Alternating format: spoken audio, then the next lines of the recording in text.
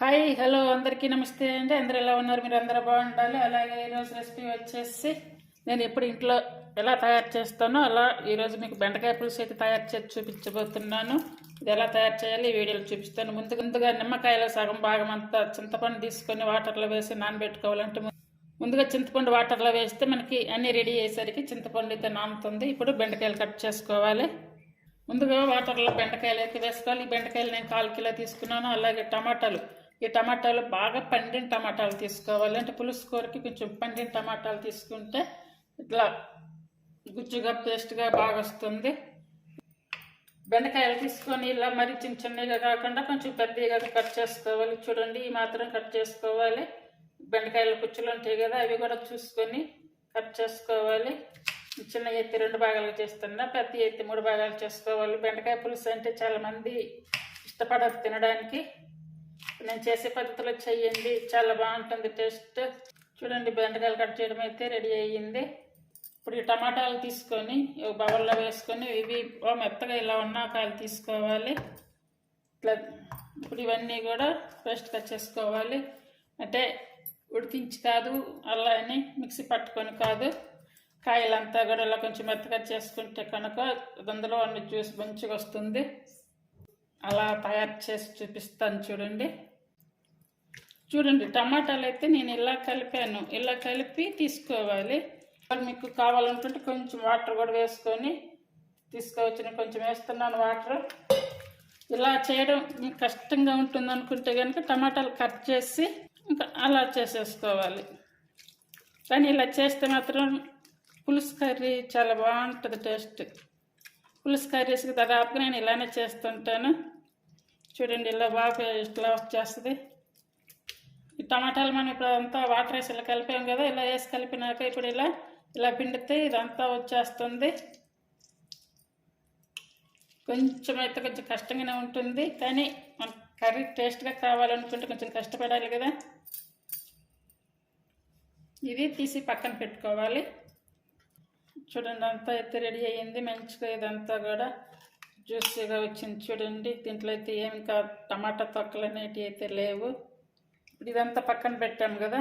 ఇప్పుడు ఇందులో ఇంకా ఉంటుంది రసం, కాబట్టి ఇది నేను వేస్ట్గా అయితే పడేయట్లేదు. ఇప్పుడు చింతపండు నానబెట్టుకున్నాం కదా, ఈ చింతపండులో ఇది వేసేస్తే చింతపండుతో పాటు ఇది కూడా కలిపేసి రసం తీసుకొని కర్రీలో పోసుకోవాలి. అర్థమైంది అనుకుంటాను ఫ్రెండ్స్. ఇప్పుడు ఆనియన్ తీసుకొని పొడవుగా కట్ చేసుకోవాలి. మరి చిన్నగా కాకుండా కొంచెం ఇలా పెద్ద పీసెస్ కట్ చేసుకోవాలి. చూడండి, ఇలా ఇప్పుడు కర్రీ రెడీ చేసుకోవాలి. చూడండి, ఇప్పుడు ఈ బెండకాయ పులుసులోకి వెల్లుల్లి అయితే మాత్రం ఒక 6 తీసుకుంటున్నా. ఒకవేళ మీ దగ్గర మెంతిపొడి లేకపోతే మెంతులైనా వేసుకోవచ్చు. మామూలుగా ఇంట్లో మెంతిపొడి ఉంటుంది కాబట్టి మెంతిపొడి అయితే ఒక 1/2 స్పూన్ వేస్తున్నాను. అంటే చెత్త వేస్తున్నా 1/2 స్పూన్ అంతా. ఇప్పుడు ఇది 2 కూడా పచ్చగా చేసుకోవాలి. వాళ్ళు రోట్లో అయినా వేసుకోవచ్చు, కొంచెం రోట్లో ఎందుకనేసి నేను అయితే ఇట్లా ఈ గిన్నెలో చేసేస్తున్నాను. చూడండి, ఇలా లేదు ఇలా దంచుకోవడం కూడా కుదరదు అనుకుంటారా, సపరేట్గా అయినా వేయండి, పర్లేదు. కానీ పులుసు కూరలు ఇది వేసి చూడండి, మీకు ఆ ఫ్లేవర్తో కర్రీ గుమ్మలాడిపోతుంది. ఇంకా ఎక్కువ కూడా అవసరం లేదు, అంత మెత్తగా కూడా అవసరం లేదు. ఇలా పచ్చగా చేసుకోవాలి. చూడండి, ఇట్లా స్టవ్ వెలిగించుకొని స్టవ్ మీద కడాయి పెట్టుకొని అందులో ఒక 2 టేబుల్ స్పూన్లు ఆయిల్ వేసుకోవాలి. అంటే పులుసు కూర కాబట్టి కొంచెం ఆయిల్ ఎక్కువగా ఉంటే బాగుంటుంది. ఇప్పుడు ఆయిల్ వేడైంది కదా, 1/2 స్పూన్ ఆవాలు, అలాగే 1/2 స్పూన్ జీరా, కొంచెం ఇంగువ వేసుకోవాలి. చూడండి, చిన్న ఆనియన్స్ ఇవి ఒకవేళ లేకపోయినా కూడా పెద్దవి వేసుకోవచ్చు. అలాగే ముందుగా టమాటా పేస్ట్ తీసి పెట్టుకున్నాం కదా, ఇది కూడా వేసుకోవాలి. 1/2 స్పూన్ వరకు పసుపు. ఇప్పుడు ఇవన్నీ కూడా ఉడికించుకోవాలి. అలాగే కరివేపాకు ఒక 2-3 నిమిషాలు టమాటా పేస్ట్ వేసి అట్లా ఉడికించుకుంటాం కదా. ఇప్పుడు కట్ చేసుకున్నటువంటి బెండకాయలు వేసుకోవాలి. అలాగే 1 స్పూన్ కారం. పులుసు కూరకి కొంచెం కారం, ఆయిల్, సాల్ట్ ఇవన్నీ ఉంటేనే కూర టేస్ట్ ఉంటుంది. ఇంపులోని బెండకాయలను ఒక 5-6 నిమిషాలు ఉడికించుకోవాలి మిడిల్ ఫ్లేమ్ మీద పెట్టుకొని. ఇప్పుడు బెండకాయలు 5-6 నిమిషాల తర్వాత ఇలా ఉడికించుకున్నాక ఇప్పుడు ముందుగా మనం నానబెట్టినటువంటి చింతపండు, ఇది చింతపండు టమాటా తొక్కు. ఇప్పుడు ఇట్లా రసం తీసి కర్రీలో పోసుకోవాలి. ఇప్పుడు ఇలా కలుపుకున్న పులుసు అయితే ఇందులో వేసుకోవాలి. ఇప్పుడు ఇందులో మళ్ళీ వాటర్ వేసి కలపాలి. మనకి కర్రీకి సరిపడా వాటర్ వేసుకొని తీసుకోవాలి. ఇందులో నేనైతే కొంచెం వాటర్ ఎక్కువ వేస్తున్నాను. ఇలా పొడవుగా లావుగా కట్ చేసుకోవాలి. ఆనియన్స్ వేసుకోవాలి. అలాగే టేస్టీ సరిపడా సాల్ట్ వేసుకోవాలి. ఇప్పుడు కర్రీ అంతా కూడా బాగా కలుపుకొని ఒకసారి ఫుల్ ఆన్ మీద పెట్టేసుకొని మనకి కర్రీ ఎంతవరకు సరిపోతుందో అంతవరకు దగ్గర పడే వరకు ఫుల్ ఆన్ మీద పెట్టి ఉడికించుకోవాలి. చూడండి పులుసు అయితే మంచిగా మరుగుతుంది కదా. ఈ పులుసు మరిగే టైంలో ముందుగా మనం తయారు చేసి పెట్టుకున్నాం కదా వెల్లుల్లి, మెంతి పొడి, ఈ 2 వేసుకోవాలి. అలాగే కట్ చేసుకున్నటువంటి పచ్చిమిర్చి చిలుకలు వేసుకోవాలి.